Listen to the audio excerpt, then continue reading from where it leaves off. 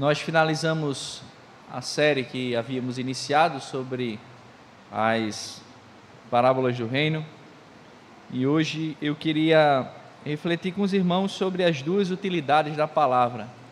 Queria que os irmãos abrissem a Bíblia no livro de Salmos, no Salmo 119.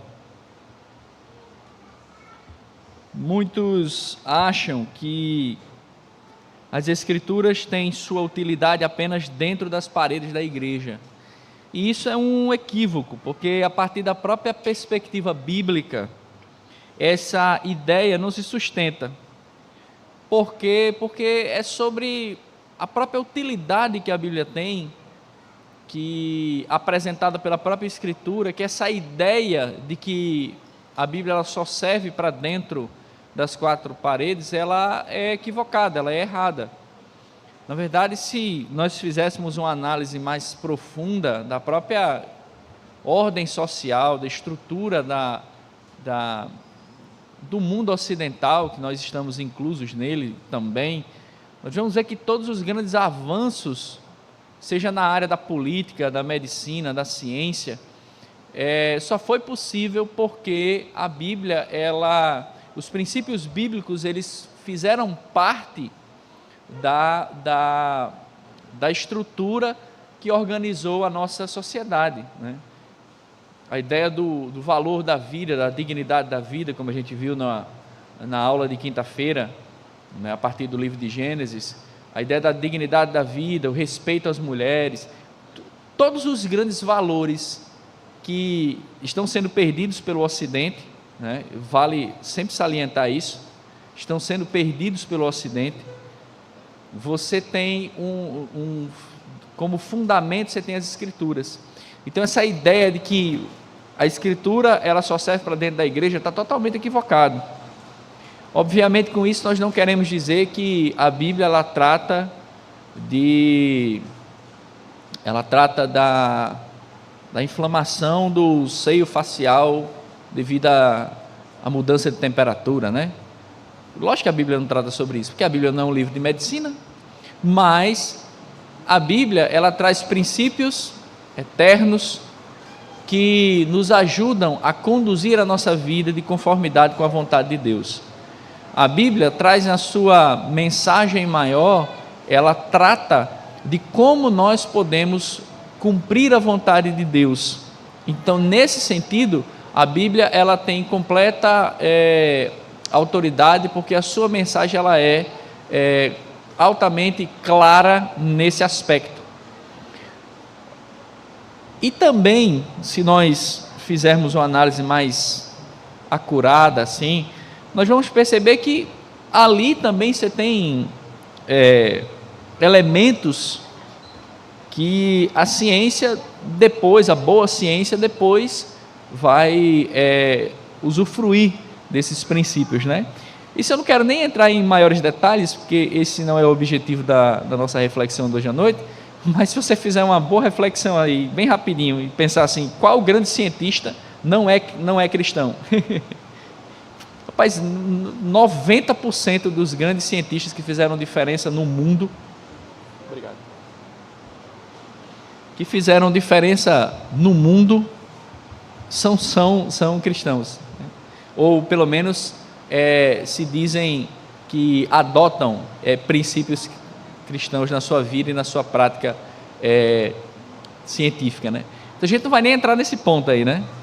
Mas a palavra de Deus ela é extremamente útil em vários aspectos, né? Em vários aspectos. Mas hoje eu queria apresentar os dois principais utilidades que a própria palavra fala sobre si mesma, a partir do Salmo 119. Calma, irmãos, nós não vamos ler o Salmo todo, tá?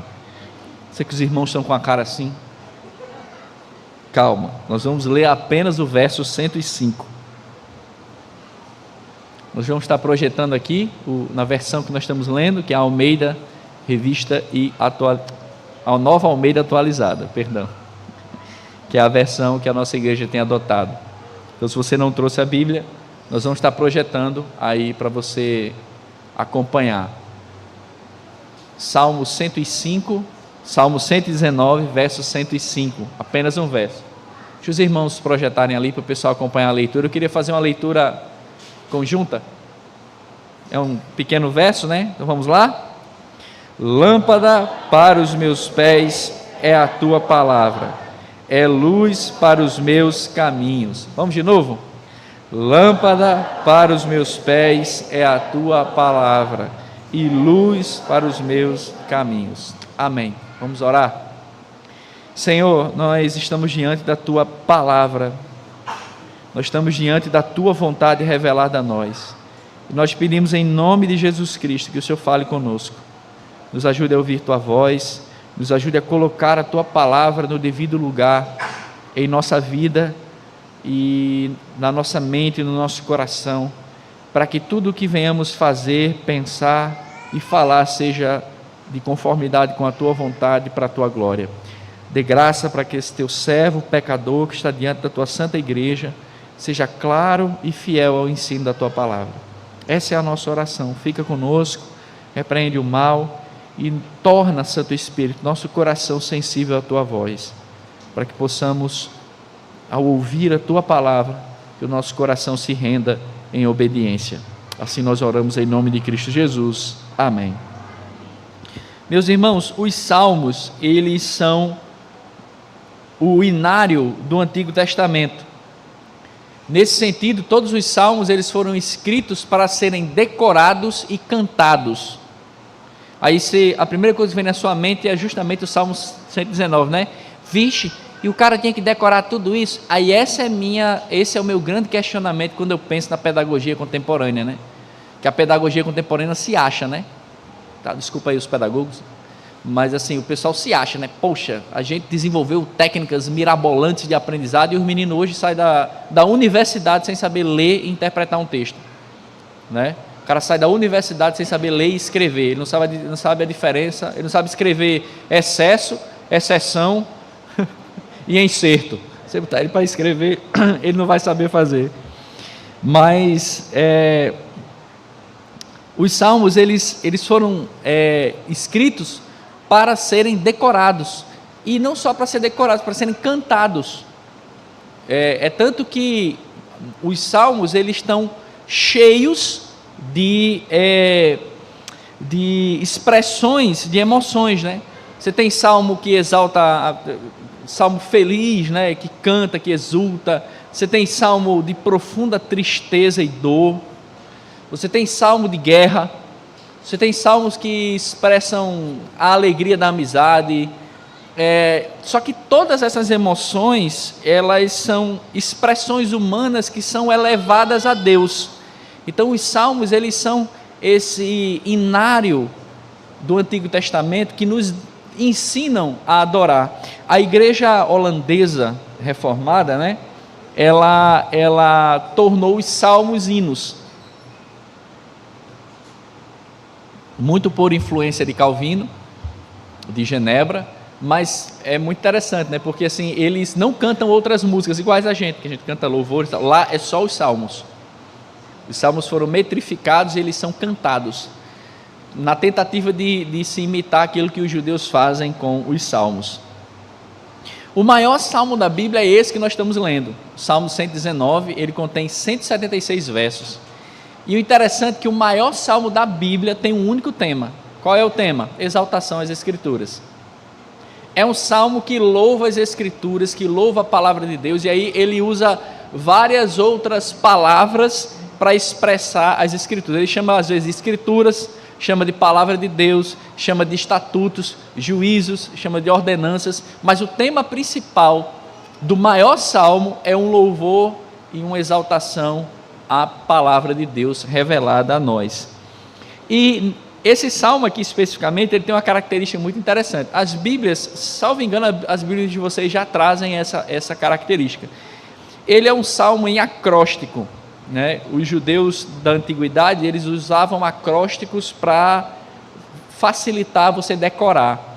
A cada 8 versos, a primeira palavra começa com a letra do alfabeto hebraico. Então você tem como se fosse assim, em português, a primeira estrofe de 8 começa com a primeira letra da primeira estrofe, a letra A. Aí lá na segunda estrofe de 8 você tem lá, a letra começa com a letra B. Aí depois a terceira estrofe de 8 começa com a letra C, e assim sucessivamente. Mas isso em hebraico, né? Porque esse salmo ele era cantado. Eu estava pesquisando, né? E aí o Santo Agostinho, que é alguém que os irmãos sabem que eu gosto muito, ele não queria pregar esse salmo, porque ele achava muito difícil na sua igreja. E a igreja insistiu com ele vários anos para ele pregar esse salmo.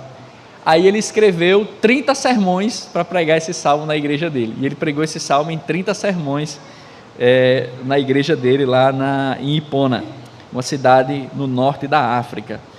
Só que, por que a gente deve olhar para esse salmo a partir dessa perspectiva das duas utilidades da palavra, né? Primeiro, porque é o salmo que traz no seu contexto uma exaltação à própria Escritura, né? E, em segundo lugar, porque ele vai nos mostrar essas duas utilidades da palavra de Deus, que vai contrastar com a nossa visão, como é que eu posso dizer? Uma visão muito religiosa sobre a palavra de Deus. E eu não estou sendo contraditório usando esse termo, porque é isso que eu quero dizer mesmo. Nós temos, às vezes, uma ideia de que, assim,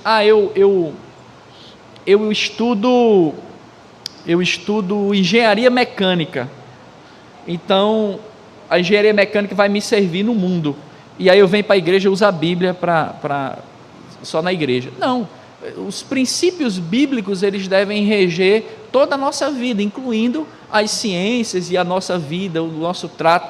O Salmo, esse verso especificamente, 105, ele vai mostrar isso para nós, que os salmos, eles têm o Salmo 119, verso 105, aponta essas utilidades das Escrituras, de que elas não servem apenas para a igreja local, mas elas servem para guiar e conduzir a nossa vida em qualquer área.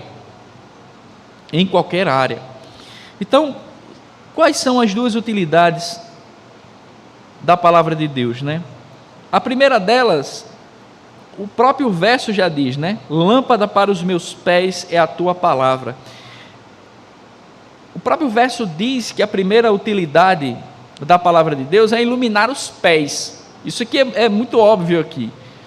Só que isso precisa ser observado com um determinado cuidado. Porque se esse salmo que está sendo cantado, ele está dizendo que a utilidade da palavra é para iluminar os pés, a gente tem que entender o sentido disso, o sentido da ideia que está sendo apontada aqui. Quando você pensa no seu pé, né, e aqui eu tenho uma experiência muito pessoal, ontem jogando vôlei, né, engraçado, eu estava jogando vôlei com as mãos, não tinha nada a ver com o meu pé, e eu chutei uma pedra, então, dói, irmão, dói, meu dedo ainda está doendo aqui.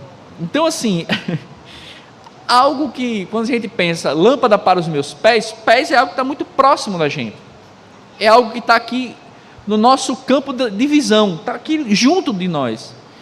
A ideia do salmista, portanto, é que a palavra de Deus, ela é uma lâmpada, que ela ilumina aquilo que está mais próximo da gente, e não só aquilo que está próximo, mas aquilo que está dentro de nós.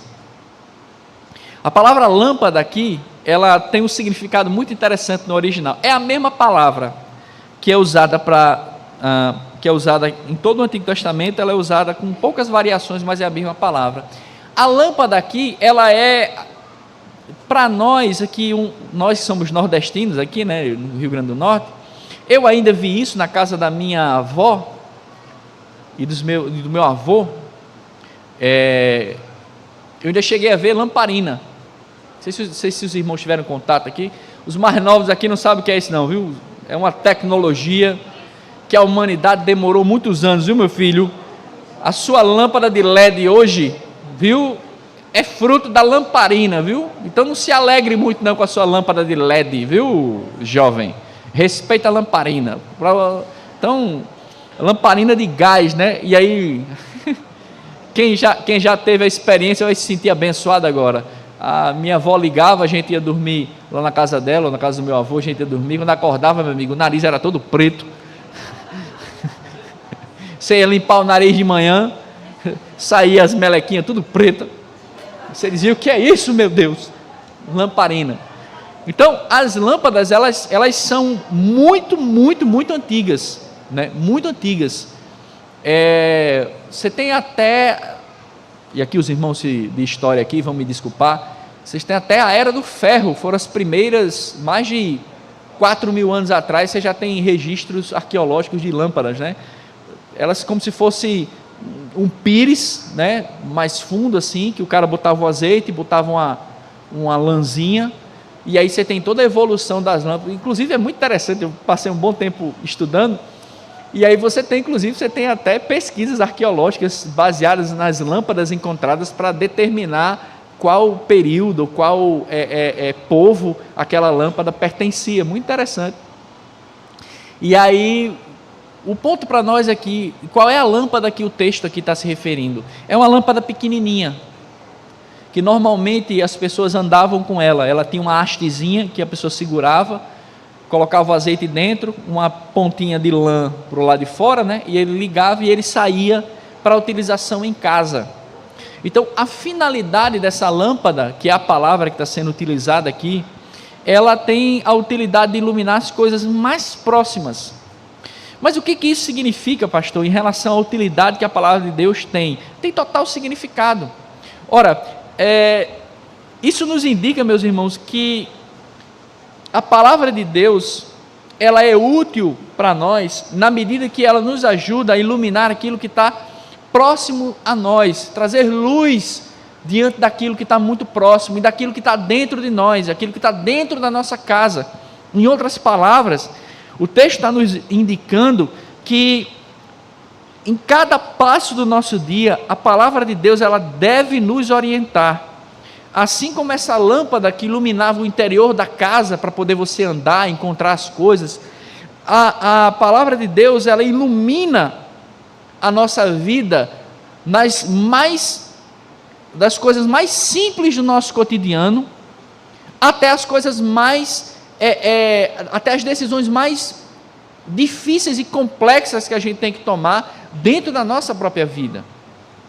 A palavra de Deus, ela é, portanto, útil para discernir aquilo que está no nosso coração quando a gente vai tomar uma decisão. A palavra de Deus, ela é extremamente útil para iluminar as dúvidas que nós temos em relação à forma como eu tenho que tratar meu marido, como eu tenho que tratar minha esposa, como eu devo educar os meus filhos, como eu devo tratar o meu vizinho, como eu devo tratar o meu irmão.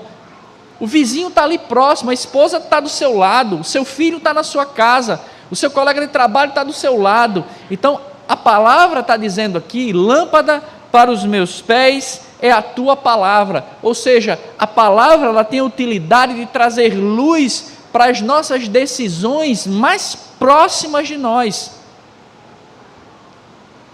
E aí o autor de Hebreus, assim, para expressar esse verso, né, o Salmo 119, verso 105, lá no capítulo 4, verso 12 e 13, o autor de Hebreus diz assim: porque a palavra de Deus é viva e eficaz, é mais cortante do que qualquer espada de 2 gumes, e penetra até o ponto de dividir a alma e espírito, juntas e medulas, e é apta, preste atenção, para julgar os pensamentos e propósitos do coração. E não há criatura que não seja manifesta na sua presença. Pelo contrário, todas as coisas estão descobertas e expostas aos olhos daquele a quem temos de prestar contas. O autor de Hebreus, ele não toma a lâmpada como o autor do Salmo, né? Ele toma a ideia de uma espada. Na verdade, não é nem espada, é como se fosse uma lâmina que pudesse abrir e dividir para você enxergar o que está lá dentro. Então, dessa forma, a palavra de Deus, seja no exemplo da lâmina ou no exemplo da lâmpada que o autor do Salmo 119 quer expressar, ele está dizendo, é a mesma mensagem. A palavra de Deus, ela é apta para discernir o meu e o seu coração. O que nós queremos? Às vezes, as nossas decisões, aquilo que desejamos, aquilo que queremos, nós não temos coragem nem de falar para o nosso cônjuge. Ou às vezes, aquilo que nós pensamos, a gente não tem nem coragem de falar para um amigo nosso. Mas diante do espelho da palavra, todas as intenções do nosso coração são reveladas. Talvez seja por isso que muita gente não gosta de ler a palavra. Porque quando você lê, você não tem como esconder-se do espelho da palavra. Interessante que Agostinho, nas Confissões, ele diz assim: feriste-me com a tua palavra e eu te amei. A ideia de que a palavra, ela fere, ela machuca, porque ela mostra a intenção do nosso coração. Porque o nosso coração, ele é tão mau, meus irmãos, ele é tão ruim, que até mesmo uma boa ação a gente consegue estragar.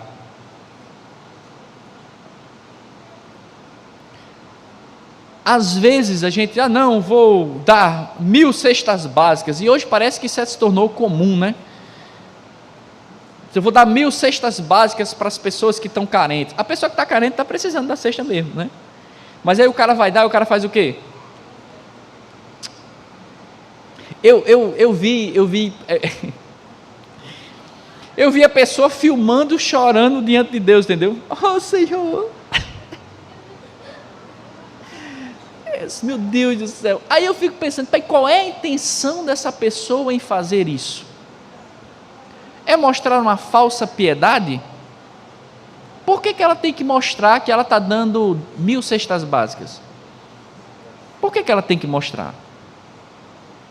Se nós lêssemos mais a Bíblia, nós veríamos que Jesus manda fazer o quê?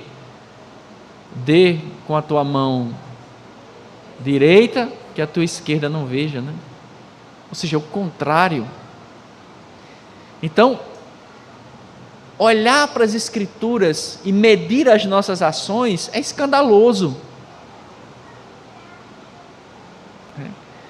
Então, nesse sentido, a utilidade da palavra, ela reside no fato de mostrar o que está dentro de nós e revelar diante de nós e diante dos outros o que está no nosso coração. Pedro vai dizer assim, lá na segunda carta de Pedro, ele vai dizer assim: assim temos ainda mais segura a palavra profética. A palavra profética aqui não tem nada a ver com essas profetadas de igreja maluca não, tá? Palavra profética aqui é sinônimo de palavra de Deus, ou seja, as Escrituras, tá? Não tem nada a ver com, eu determino que na sua conta terá R$1 milhão quando você sair do culto, amém? Não, tem nada a ver com isso, tá, gente? Aqui palavra profética é sinônimo de quê? De Escritura, de Bíblia, de palavra de Deus, certo? Assim, temos ainda mais segura a palavra profética, e vocês fazem bem em dar atenção a ela, como a uma luz que brilha em lugar escuro, até que o dia clareie e a estrela da alva nasça no coração. Aqui Pedro também aponta para essa utilidade da palavra de Deus como luz que veio para iluminar as trevas do nosso coração, os nossos desejos, as nossas intenções. É muito interessante, meus irmãos, que nós nos escondemos da palavra de Deus, porque nós não gostamos de nos ver quando a palavra de Deus revela o que realmente nós somos. A gente se esconde.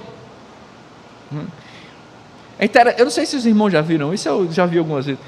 Já viram algumas pessoas dizem assim, não, rapaz, eu nunca peguei, tá, irmãos? Mas eu já peguei essa parte ruim.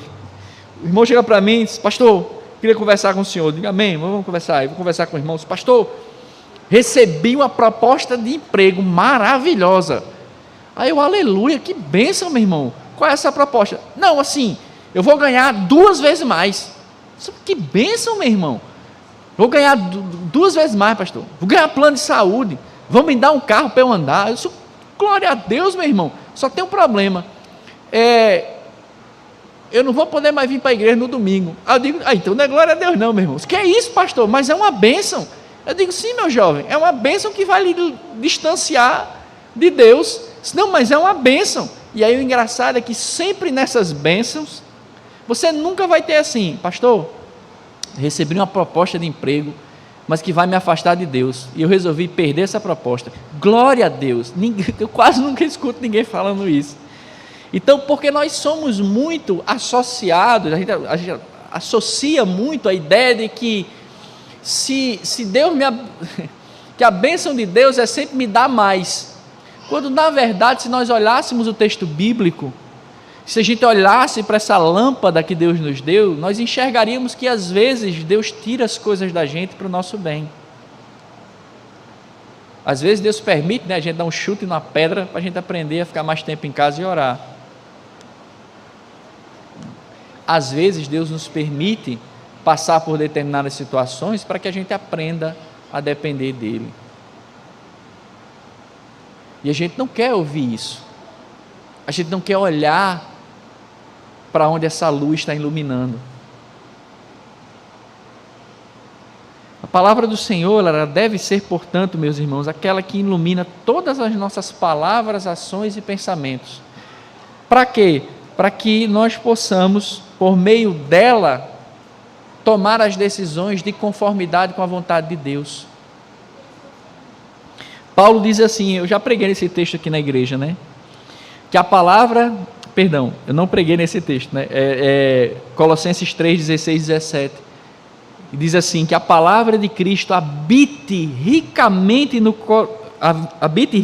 em vocês, instruam e aconselhem-se mutuamente em toda sabedoria, louvando a Deus com salmos, hinos e cânticos espirituais, com gratidão no coração, e tudo o que fizerem, seja em palavra, seja em ação, façam em nome do Senhor Jesus, dando por Ele graças a Deus Pai.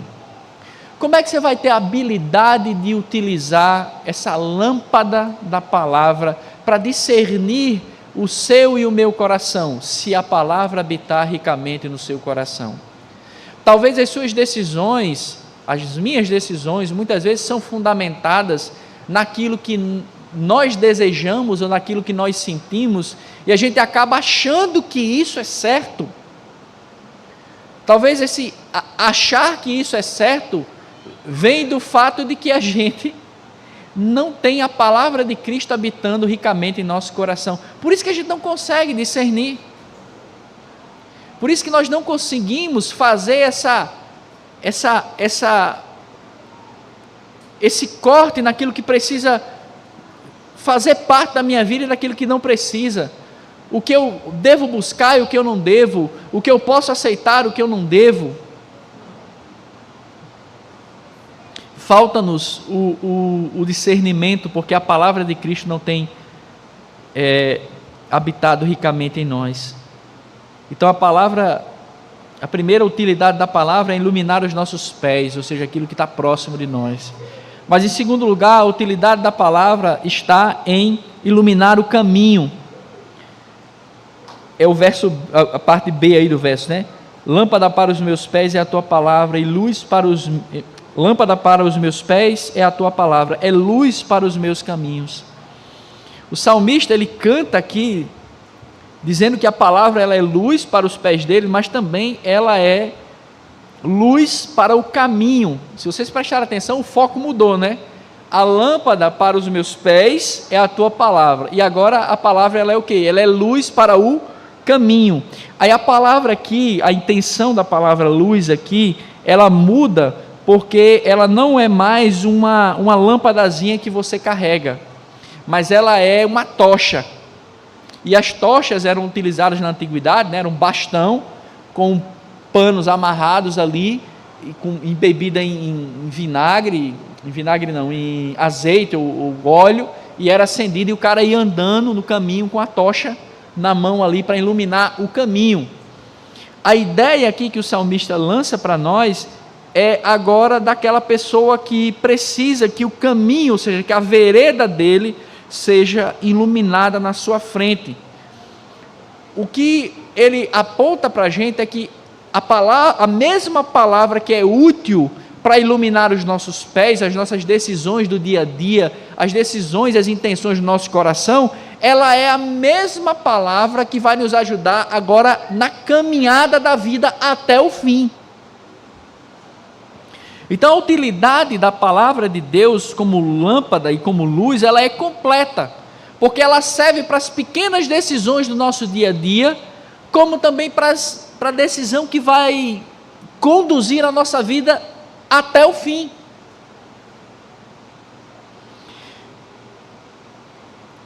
Nesse sentido, meus irmãos, a palavra ela é esse instrumento que nos ajuda a ver o caminho por onde nós devemos seguir. E caminho aqui tem a ideia de vida percorrida. Então, nós devemos fazer, e nós podemos fazer, é tornar a palavra de Deus essa lâmpada, essa tocha que vai iluminar o caminho por onde nós devemos andar. E dessa forma, nós não podemos tratar a palavra de Deus como se fosse um livro que eu só uso no culto de domingo. Porque você tem que usar essa palavra tanto no seu dia a dia, quanto na sua prática de vida. Eu lembro de uma jovem na outra igreja. Ela entrou na universidade e passou, né, no primeiro lugar lá no curso dela lá e tal, e entrou, e ela é muito inteligente, estudando. Aí depois de um ano ela estava de férias, foi lá na minha casa, foi visitar eu e Débora, né, e aí foi tomar um café lá, a gente conversando. Eu disse: e aí, como é que foi lá as aulas? Tá muito bom, pastor, muito legal. E aí eu lembro que eu disse assim: mas qual foi a disciplina assim que você está? Disse: pastor, a gente estudou uma disciplina que é muito parecida com o que o senhor estuda. Eu disse: qual? Eu disse: antropologia. Eu disse: nossa, que legal, não é muito a minha área, mas entendi, que legal, que bom. E o que foi que chamou a sua atenção nessa disciplina? Eu disse: não, ela é relacionada, ela estudava odontologia, né? Eu disse: não, nós estávamos estudando, né? E uma coisa que eu achei muito legal, um artigo que a gente leu, né? Que nós não temos mais a necessidade de usar os sisos, né, pastor? Eu disse: interessante, por quê? Eu disse: não, porque assim, os sisos, né, segundo o artigo que eu li, né, eles eram utilizados para quebrar grandes folhas e grandes galhos, e depois agora a gente perdeu o tempo, e com o tempo a gente perdeu a utilidade, e agora nós não utilizamos mais. É por isso que a gente sente tanta dor, e que normalmente agora a prática odontológica é tirar os sisos. Aí eu fiquei tomando meu café assim, eu olhei para a cara dela assim, né? Quando ela terminou de falar, eu olhei para ela assim, eu disse, vou dizer o nome dela, né? Mas, Joaninha, você entendeu o que você falou para mim agora? Aí ela parou assim e fez: pastor, o que foi que eu fiz? Eu disse: não, calma, eu só estou perguntando se você entendeu o que você falou para mim. Aí ela ficou assim, disse: meu Deus, eu não entendi não, o que foi que eu falei, pastor? Aí eu disse: você entendeu a aula que você assistiu? Você entendeu o artigo científico que você leu? Você entendeu, minha flor? Aí ela fez: eu acho que entendi não.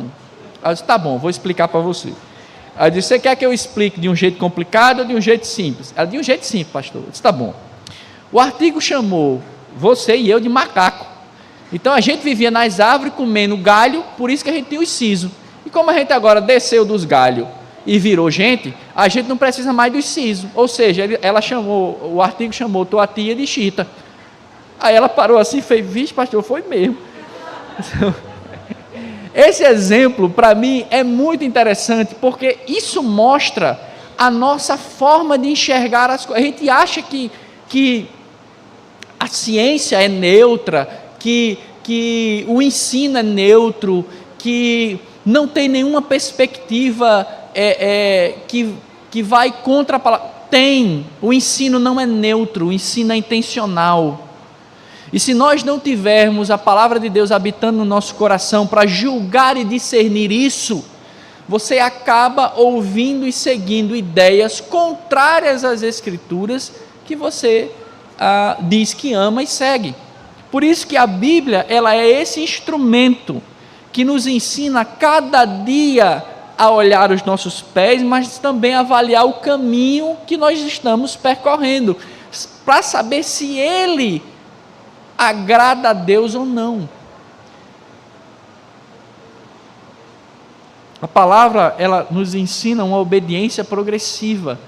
Por isso que nós devemos constantemente consultá-la, a fim de que no percorrer o caminho a gente vá avaliando. Sem a palavra nós somos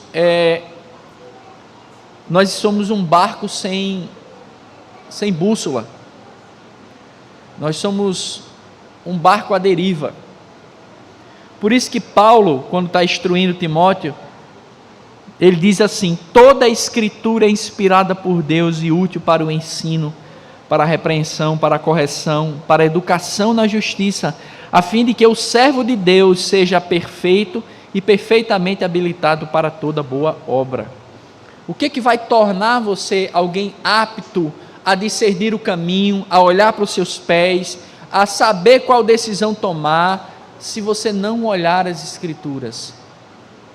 Elas precisam habitar ricamente no nosso coração.